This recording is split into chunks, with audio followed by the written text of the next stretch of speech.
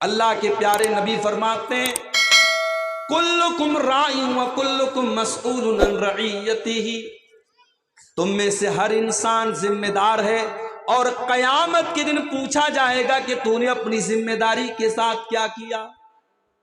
मदरसे के सेक्रेटरी साहब माफ कीजिएगा, मस्जिद के सेक्रेटरी साहब माफ कीजिएगा, आपको अगर गांव वालों ने मस्जिद का सेक्रेटरी बनाया, आपको मदरसे का सेक्रेटरी बनाया, ये जिम्मेदारी और ओहदा लोग बड़े शौक से मांगते हैं और लोग ये सोचते हैं कि मुझे ये कुर्सी मिल जाए, ये ओहदा मिल जाए। मगर याद रखना मेरे भाई, ओहदा जितना बड़ा हो उतनी ही बड़ी जिम्मेदारी आपके कंधों पर होती है और अल्लाह ताला उस जिम्मेदारी के बारे में कल कयामत के दिन सवाल करेगा कि आपने उस जिम्मेदारी को कितना निभाया।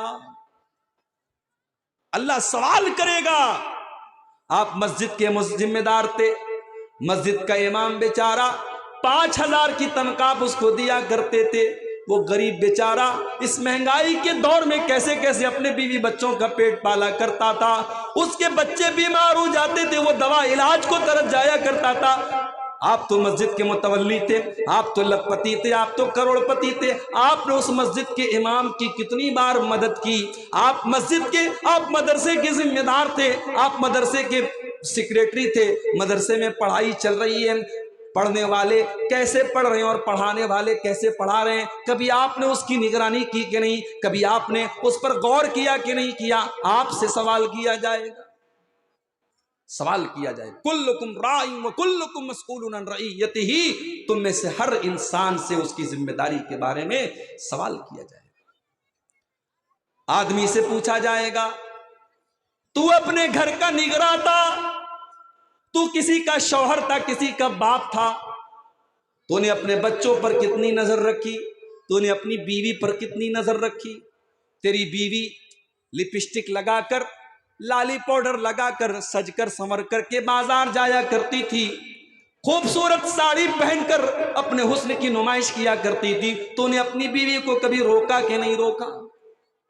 तेरी जवान बेटी टाइट कपड़े पहन करके बाजार में घूमा करती थी, तूने अपनी बेटी को कभी मना किया कि नहीं किया। तेरी बेटी अपने फोटो को इंस्टाग्राम पे डाला करती थी, तेरी बेटी अपने फोटोज फेसबुक पर डाला करती थी, तेरी बेटी रात को 2-2 बजे तक गैर महरम लड़कों से बातें किया करती थी, तू रात में तहज्जुद पढ़ा करता था, तू फजर की नमाज पढ़ा करता था। तूने अपनी जिम्मेदारी को कितना निभाया, तूने एक बाप होने की जिम्मेदारी कितनी निभाई। कुल्लुकुम राइन व कुल्लुकुम मसऊलुन अन रइयतिही, ओ लोगो, तुम में से हर इंसान से उसकी जिम्मेदारी के बारे में कल पूछा जाएगा। हालात बहुत खराब हो चुके हैं मेरे भाई, हमारी और आपकी सोच से भी खराब हो चुके। 2-3 दिन पहले मेरे पास मैसेज आया, महाराष्ट्र के अंदर एक बहुत मशहूर शहर है नागपुर, नागपुर में सोफिया नाम की मुसलमान लड़की शादी कर रही है भुवनेश्वर नाम के गैर मुस्लिम लड़के के साथ। लड़की का नाम सोफिया है, लड़के का नाम भुवनेश्वर है। लड़की मुसलमान घर की, लड़का गैर मुस्लिम घर का, हिंदू घर का। शादी का कार्ड छप रहा है और शादी के कार्ड पर बाकायदा हिंदू रीति रिवाज से विवाह की बात कही गई है और ऊपर ओम गणेशाय नमः भी लिखा हुआ है। मेरे प्यारे साथियों, अगर आपकी मुसलमान लड़की अपने घर से भाग करके किसी गैर मुस्लिम के साथ शादी कर रही है और फिर उसके धर्म को स्वीकार कर रही है और इस्लाम को त्याग रही है, इस्लाम को छोड़ रही है, तो क्या ये पूरी कौम के लिए सोचने का मकाम नहीं है? क्या ये चुल्लू भर पानी में डूब मरने का मकाम नहीं है? हमें और आपको इस पर भी गौर करने की जरूरत है कि हम अपनी बेटियों को इस लायक भी नहीं बना सके। हमने अपनी लड़कियों को ग्रेजुएशन करा दिया, हमने कॉलेज में पढ़ाया, हमने यूनिवर्सिटीज में पढ़ाया, हमने उसको बड़ी आला तालीम तो दिलाई, मगर हमने उसको दीन के नाम पर क्या सिखाया? हमने बहुत बड़ा अगर हमने तीर मार लिया, हमने किसी हाफिज साहब को पकड़ लिया, किसी मौलवी साहब को पकड़ लिया, मौलवी साहब मेरी बेटी को कुरान पढ़ा दीजिए। मौलवी साहब 1 घंटे की ट्यूशन करने लगे और आपकी बेटी को कुरान उन्होंने पढ़ा दिया। आपकी बेटी ने कुरान को पढ़ा तो, लेकिन रट्टू तोते की तरह आपकी बेटी ने कुरान को पढ़ा। उसे कुरान की किसी आयत का मतलब नहीं आता, उसने कुरान को कभी समझा ही नहीं, उसने कुरान को कभी जाना ही नहीं। उसने रट्टू तोते की तरह कुरान पढ़ तो लिया, मगर कुरान में पर्दे का हुक्म दिया गया ये आपकी बेटी को मालूम नहीं। कुरान में नजरों को झुकाने का हुक्म दिया गया ये आपकी बेटी को मालूम नहीं। कुरान में ज़िना को दुनिया का बहुत बड़ा गुनाह कहा गया, आपकी बेटी को मालूम नहीं। कुरान में अपनी शर्मगाह की हिफाजत करने का हुक्म दिया गया, आपकी बेटी ने कभी पढ़ा ही नहीं। कुरान में यह कहा गया कि जब तुम घर से निकलो तो अपने आप को पर्दे में, अपने आप को हिजाब में, अपने आप को बुर्के में तुम छिपा करके निकलो। आपकी बेटी को यह बताने वाला कोई नहीं है। क्या अल्लाह कल कयामत के दिन हमें पकड़ेगा नहीं है? क्या आपने अपने बच्चों की तरबियत क्या की? आपने अपनी बेटियों को पढ़ाया तो कितना पढ़ाया? अरे हमारे यहां तो फिर भी चलो गनीमत है, मस्जिदों में औरतों का इंतजाम है। यहां किसी ने बताया कि पूरी मस्जिद में 5 टाइम औरतें आती हैं, बहुत अच्छी बात है। 5 टाइम आपके घर की औरतें मस्जिद में आए या ना आए वो इतना इंपॉर्टेंट नहीं है, लेकिन हफ्ते में जब जुमा की नमाज होती है और इमाम साहब बड़ी मेहनत करके आधा घंटा की तकरीर करते हैं, खुतबा देते हैं और इस्लाम की बातें बताते हैं, कुरान की बातें बताते हैं, मेरे भाई आप कोशिश कीजिए कि आपकी मस्जिद में औरतों के लिए कम से कम जुमा के दिन ज़रूर इंतज़ाम होना चाहिए, ताकि हफ्ते के एक दिन कम से कम आपके घर की औरतें इस्लाम की बातों को समझ सकें। साल में एक जलसा करा लेने से आपकी बेटी और आपके घर की औरतें दीन को नहीं समझ सकती। आज कितनी औरतें हैं, अगर मैं पूछना शुरू कर दूं कि तुमको नहाने का इस्लामी तरीका आता है तो कितनी औरतों को इस्लामी तरीका नहीं आता, गुस्ल करने का, नहाने का तरीका नहीं आता। कितनी औरतों को मालूम ही नहीं कि वो कब पाक होती हैं, कब नापाक होती हैं। पाकी और नापाकी का मसला हो, नमाज का मसला हो, तहारत का मसला हो, अकीदे का मसला हो, आज हमारे घर की औरतों को मेरे भाइयों कोई बताने वाला नहीं। बीमार दवाई खाता नहीं, बदनाम तबीब का नाम हुआ। बीमार दवाई खाता नहीं, बदनाम तबीब का नाम हुआ। हुए काम बुरे तो मुसलमान से, बदनाम बेचारा इस्लाम हुआ।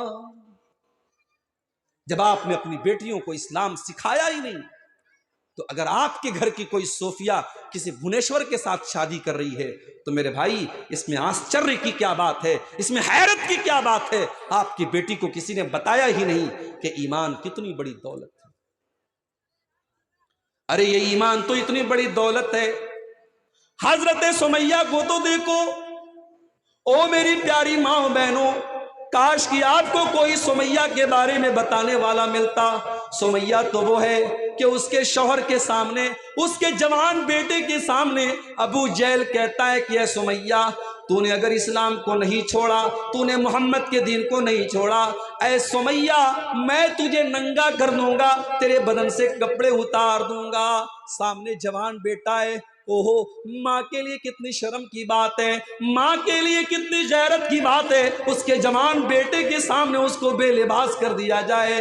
मगर सुमैया को पता था आज दुनिया में ये हालात अगर मैंने देख लिए, लेकिन अपने ईमान को बचा लिया, अपनी तौहीद को बचा लिया, अपने दीन को बचा लिया, तो कल क़यामत के दिन में कामयाब हो जाऊंगी। सुमैया के बदन से कपड़े उतार लिए गए। बड़ी बेदर्दी से, बड़ी बेशर्मी से हजरत सुमैया को अबू जहल ने उनके शौहर के सामने, उनके जवान बेटे के सामने शहीद कर डाला। मगर सुमैया ने अपने दीन से समझौता न किया, अपने तौहीद से समझौता न किया, अपने इस्लाम को छोड़ना गवारा न किया। हमारी बेटियों को सुमैया के बारे में कोई बताने वाला। नबी अकरम का दौर है, लड़ाई का मैदान है, जंग का मैदान है, जंग खत्म हो चुकी है, मुसलमानों की शहीदों की लाशों को इकट्ठा किया जा रहा है। एक औरत आती है जिसका नाम उम्मे खल्लाद है। उसका बेटा भी उस जंग में शहीद हो चुका है, वो अपने बेटे की लाश को देखने के लिए आती है और हदीस के अल्फाज हैं, वो सर से पैर तक बुर्के में आती है, वो सर से पैर तक नकाब में आती है, वो सर से पैर तक अपने आप को छुपा करके आती है। लोग कहते हैं तेरा बेटा तो कत्ल हो चुका है, तेरा बेटा तो दुनिया से जा चुका है और तू इतना पर्दे में आई है, तू अपने पूरे बदन को छुपा करके आई है। तो वो औरत क्या जवाब देती है, इन उर्जा इब्नी फलन उर्जा हयाई, ओ लोगो मैंने अपना बेटा खोया है, मैंने अपनी शर्मो हया को नहीं खोया है, मेरा बेटा गया है, मेरी हया नहीं गई, मेरी शर्म नहीं गई। इस्लाम ने पर्दे का जो हुक्म दिया है वो जंग के मैदान में भी उसके ऊपर मैं अमल करूंगी, मैं अपनी शर्मो हया से कोई समझौता नहीं कर सकती। आज अपने घर की इस्लाह करने की मेरे भाइयों और अपने घर को सुधारने की हमें बड़ी जरूरत है।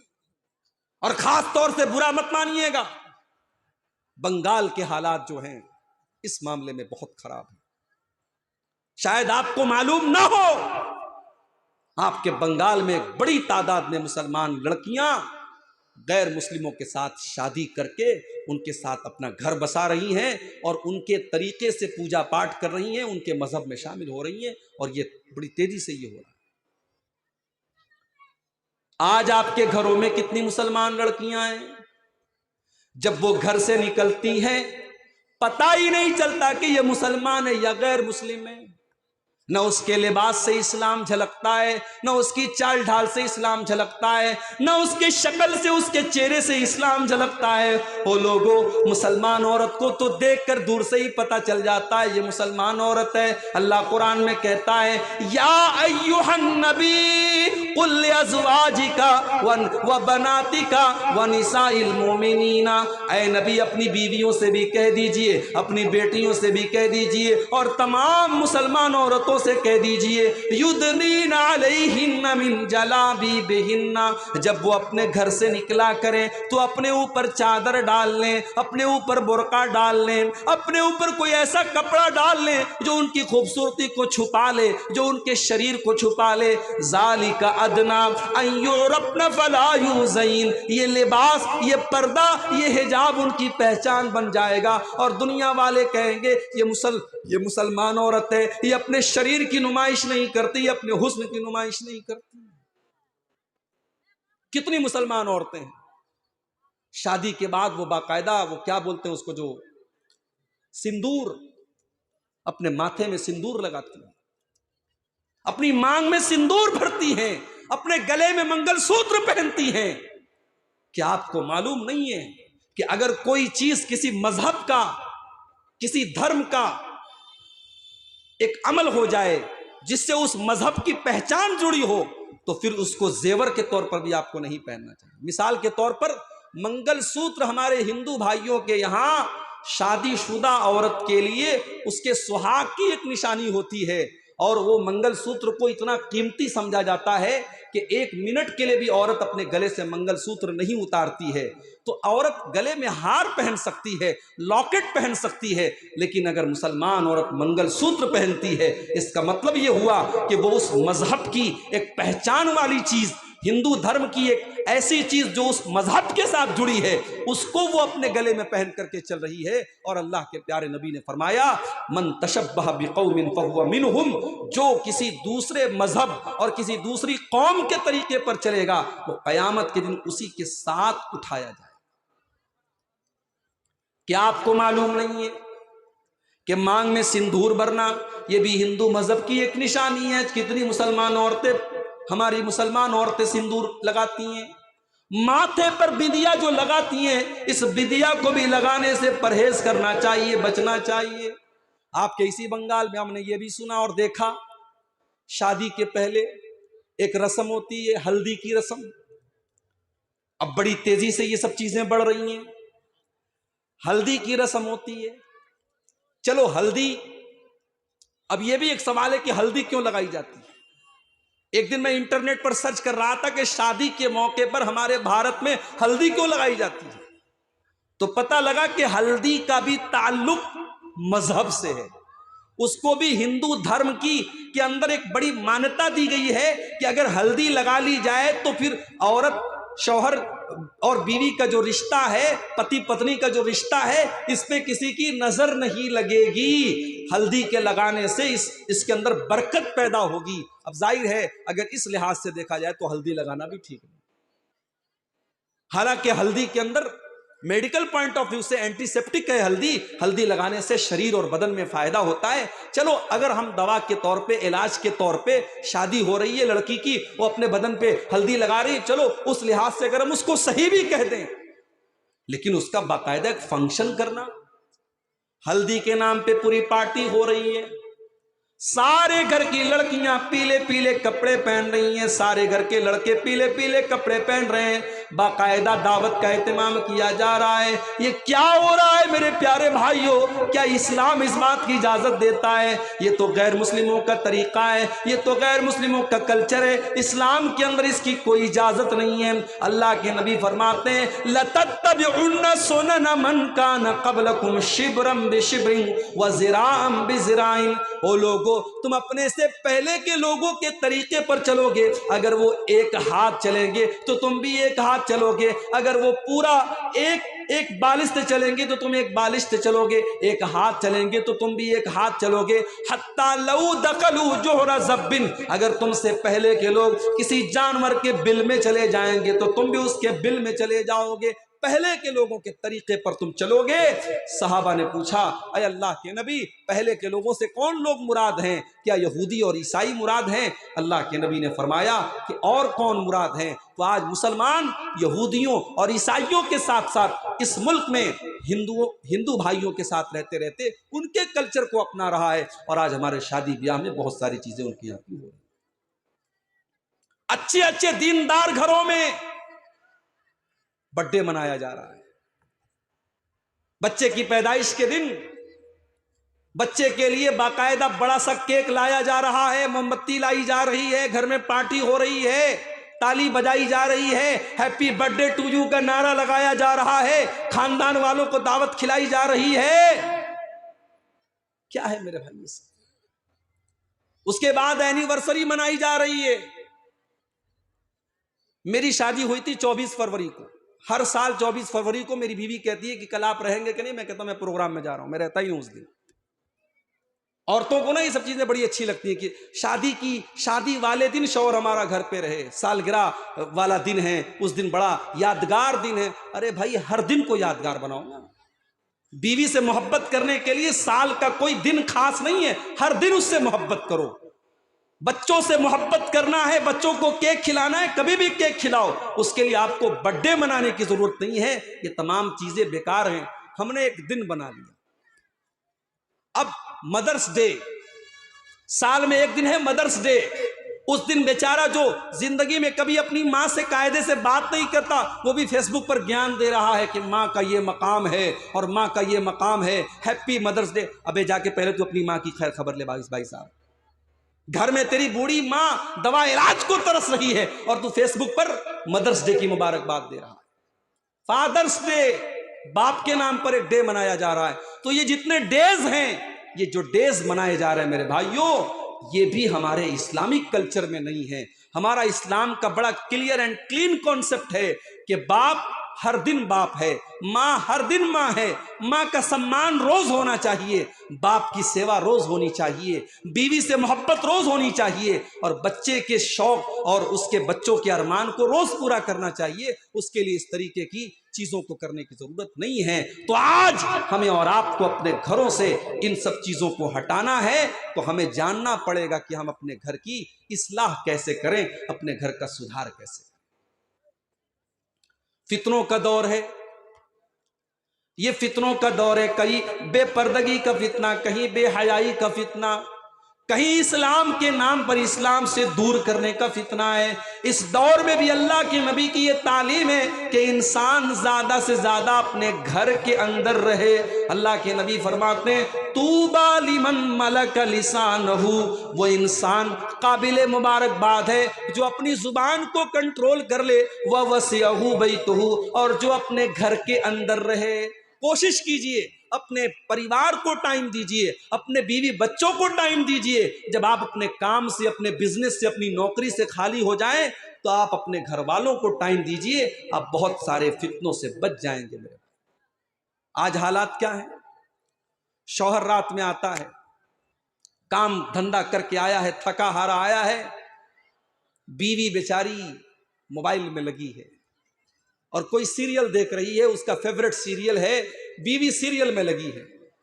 शौहर बेचारा खाना खाता है। अब खाना खाने के बाद शौहर बच्चों से नहीं बोल रहा है, बच्चों की खैर खबर नहीं ले रहा है। शौहर भी अपना मोबाइल पर लग गया, व्हाट्सएप पे लग गया, फेसबुक पर लग गया, अपने सोशल मीडिया में लग गया। बच्चे अपना अलग मोबाइल पर वीडियो देख रहे हैं, माँ अलग सीरियल देख रही है, बाप की एक अलग दुनिया है। मेरे भाई, ये पूरे घर का जनाजा निकल रहा है। घर के अंदर जो प्यार होना चाहिए, न माँ को बच्चे का प्यार मिल रहा है, न बच्चे को माँ का प्यार मिल रहा है, न शौहर को बीवी की मोहब्बत मिल रही है, न बीवी को शौहर की मोहब्बत मिल रही है। इसीलिए अरबी का एक शायर कहता है, लईसल यतीम मन इंतहा अबवाहु मिन हम्मिल हयाति व खल्लफाहु जलीला। अरे यतीम वो नहीं है, अनाथ वो नहीं है जिसकी माँ और जिसका बाप दुनिया से चला गया हो। इन्नल यतीम हुवल्लज़ी तल्क़ा लहू उम्मन तखल्लत अव अबम मशगूला। अरे यतीम तो वो है, अनाथ तो वो है कि जिसकी माँ के पास उसके लिए टाइम ना हो, जिसके बाप के पास उसके लिए समय ना हो। आज बच्चों के लिए माँ बाप के पास टाइम नहीं है, न माँ कभी अपने बच्चे को बैठ कर के दीन की बातें बता रही है, न बाप अपने बच्चों को कभी बता रहा है। वो माएँ थी जो अपने बच्चों के दीन की फिक्र करती थी। इमाम बुखारी का नाम तो सुना है ना आपने? इमाम बुखारी का नाम क्या था? मोहम्मद बिन इस्माइल। इमाम बुखारी का नाम था मोहम्मद, उनके बाप का नाम था इस्माइल। इमाम बुखारी की उम्र भी 5 साल थी। 5 साल के बच्चे थे इमाम बुखारी के, उनके बाप का इंतकाल हो गया, बाप दुनिया से चला गया। लोग कहते हैं जब बाप दुनिया से चला जाए तो बच्चे बिगड़ जाते हैं। बच्चे आम तौर से बाप अगर ना हो तो माँ उनको कंट्रोल नहीं कर पाती, ये आम तौर से माना जाता है। इमाम बुखारी की माँ ने अपने बच्चे को माँ का भी प्यार दिया और बाप का भी प्यार दिया। बाप के मरने के बाद उन्होंने बाप की कमी नहीं खलने दी। इमाम बुखारी बड़े हो रहे हैं, माँ का सपना है मेरा बेटा बड़ा होकर के नबी की हदीसों का आलिम बने, मेरा बेटा बड़ा होकर के कुरान का हाफिज बने, कुरान का आलिम बने। ओ मेरी प्यारी माँ बहनों, आज ऐसे भी माएँ क्यों नहीं है समाज में जो अपने बच्चों को अल्लाह के दीन का खादिम बनाने का सपना देखें। आज माओं का सपना होता है मेरा बेटा डॉक्टर बने, मेरा बेटा इंजीनियर बने, मेरा बेटा टीचर बने। ऐसी माएँ कहाँ चली गई जो इमाम बुखारी की माँ की तरह ये सपना देखें, काश कि मेरा बेटा नबी के कुरान, नबी की हदीसों का हाफिज बने, कुरान का हाफिज बने, कुरान का आलिम बने, वो दुनिया को कुरान का मैसेज सुनाए, वो दुनिया को इस्लाम का मैसेज सुनाए, वो एक अच्छा मुसलमान बने और दूसरों को अच्छा बनाए। ऐसा सपना देखने वाली माएँ आज दुनिया से खत्म हो गई मेरी भाई, मेरे भाई। इमाम बुखारी की माँ अपने बच्चे की तरबियत कर रही है। इमाम बुखारी बीमार हो गए, एक मर्तबा इमाम बुखारी बीमार हो गए और इतने बीमार हो गए, इतने बीमार हो गए कि उस बीमारी में उनकी आंखों की रोशनी चली गई। इमाम बुखारी अंधे हो गए, उनकी आंखों की रोशनी चली गई। इमाम बुखारी की मां को बड़ा दुख हुआ। वो अल्लाह की नेक बंदी अल्लाह की बारगाह में रात में तहज्जुद पढ़ती है और अल्लाह की बारगाह में दुआ करती है, आय अल्लाह मैंने अपने बच्चे को कुरान का आलिम बनाने का सपना देखा है। आय अल्लाह मैंने अपने बच्चे को तेरे नबी की हदीसों का आलिम बनाने का सपना देखा है। आय अल्लाह मेरे बच्चे की आंखों की रोशनी चली गई है। आय अल्लाह अब मेरा बच्चा कुरान को कैसे पढ़ेगा, अब ये हदीसों को कैसे पढ़ेगा। आय अल्लाह मेरे बच्चे की रोशनी को लौटा दे, मेरे बच्चे की आंखों को लौटा दे। इमाम बुखारी की मां रातों को रो रो करके ये दुआ करती है और कहते हैं कि जब मां अपने बच्चे के लिए दुआ करती है, अल्लाह के रसूल की हदीस है कि जब वालिदैन की दुआ, मां बाप की दुआ बच्चे के हक में कबूल होती है अल्लाह ताला माँ बाप की दुआ को कभी लौटाता नहीं है। अगर माँ के मुंह से निकल गया बेटे के लिए कोई दुआ निकल गई तो अल्लाह जरूर उस दुआ को पूरा करता है। इसीलिए माओ को कभी बच्चों को बद्दुआ नहीं करना चाहिए, हमेशा बच्चों के लिए अच्छी दुआ करनी चाहिए। इमाम बुखारी की माँ ने इतनी दुआ की, इतना रोती रही अल्लाह की बारगाह में कि रात में जब वो सो जाती हैं, तो उनके सपने में, उनके ख्वाब में हजरत इब्राहीम अलैहिस्सलाम आते हैं और इब्राहीम अलैहिस्सलाम आकर के कहते हैं, ऐ इमाम बुखारी की माँ, तू इतना रोई है और तूने अल्लाह से इतनी दुआ की है कि रद्दल्लाहु अला इब्ने के बसरहू, अल्लाह ताला ने तेरे बच्चे के आंखों की रोशनी को लौटा दिया है, जाकर के तू देख ले, तेरे बच्चे की आंखें सही हो चुकी हैं, तेरा बच्चा दोबारा देखने लगा है। इमाम बुखारी की माँ की नींद खुली और जाकर के जब उन्होंने देखा तो उनके बच्चे की आंखों की रोशनी आ चुकी थी, उनका बच्चा बिल्कुल ठीक हो चुका। तो ये होती है मेरे प्यारे भाइयों एक दीनदार माँ,